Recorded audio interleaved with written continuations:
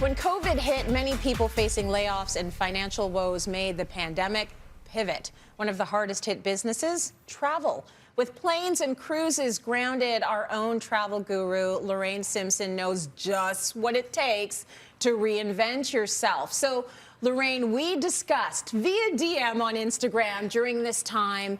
It was a time of great anxiety and great worry. So talk to me about what your state of mind was like when travel was just shut down. It was so awful, Tracy. And of course, I had just taken a lease right before the pandemic of a beautiful high street storefront and shut down everything. And everybody in the travel industry had to rethink because we don't get paid until people actually travel. So everybody had to rethink.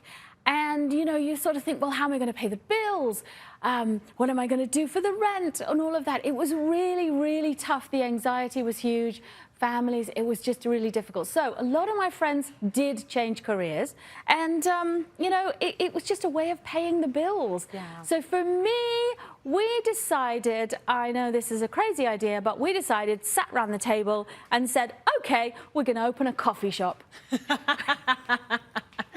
It actually makes sense to me because, I mean, it's a consumable. And one thing that was still open was food and coffee. You could still do that. Why did a coffee shop make sense for you? Well, somebody actually on a Zoom call I was on said there's no such thing as takeout for travel agents. Yeah. And I thought, that's a very good point. There is no such thing as takeout for travel agents, but maybe I could fix that. And also, I still had my travel agency. So I wanted people to walk in through the door, and nobody was going to walk in through the door. But if they were going to come in for a coffee, they could come in and walk in through the door. So it was kind of a marketing ploy, if you like. So they could walk in, grab a coffee, talk to me, and keep the dream of travel alive. And that's what I wanted to do. I wanted to make those relationships. And, you know, I was kind of lonely too. We were all at home, you know, so come in and say hi and grab a coffee, and it was great. So. This will shock no one when I tell you that Lorraine is a people person. So you need people. You're like me. Like, I need people. I don't need a lot of people, but I need a few people in my life. Other people are like, no, no, no, this is good. I will take the pandemic forever, please. Because they just, you know, that introverted, they don't want to be a part of it. Yeah. So I want you to give the viewers some advice on what they need to do if they feel like they need to make this pivot. Okay, so there's several things that you need to do. I mean, one of the things to start off with is you really need a business plan. In everything that you do, and I've pivoted for different reasons throughout my life, moved countries, changed careers, all sorts of things. But you need a business plan. You need to really map it out. What are you doing? How much is it going to cost you, roughly? You know, you usually won't make money profitability-wise for at least 2 years. So you have to have a why. Why are you doing this? How are you going to do this? What are you going to put into it? What are your transferable skills? So that was the first thing. Second thing, of course, you need is money. Well, there's lots of money available right now.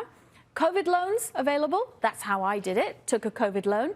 The BDC, Business Development Council of Ontario, they actually help you to figure out whether you need a grant, whether you can get a grant, whether you are able to get grants or loans or whatever it is. So that's available to you. So do that and have that, and bring in some favors. You know, get favors from people to help you.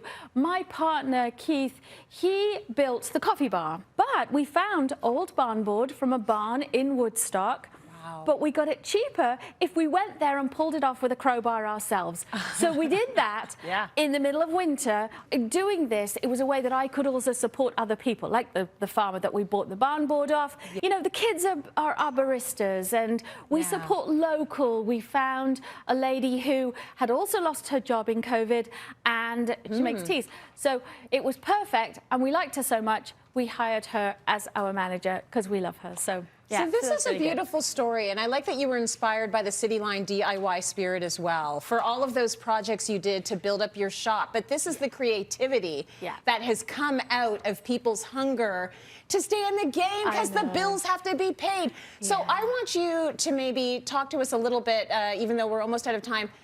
What made you the type of person that could pick yourself up at a time that felt so down? I felt stuck. It was hard. And I'm thinking, if I had to pivot myself at that time, I don't know what I would have done. Yeah. So how do you have the mindset, the attitude to figure out a new way forward? So Winston Churchill said, never waste a good crisis, Tracy. And the thing about that is that he was talking about setting up the United Nations just after the war and a coalition. Same thing now. Don't waste a good crisis. Take it as an opportunity. You know, everything we do in life, there's ups, there's downs. Right now it's down. Use that down as an opportunity to rebuild and reboot and never give up. I always wanted to be doing this.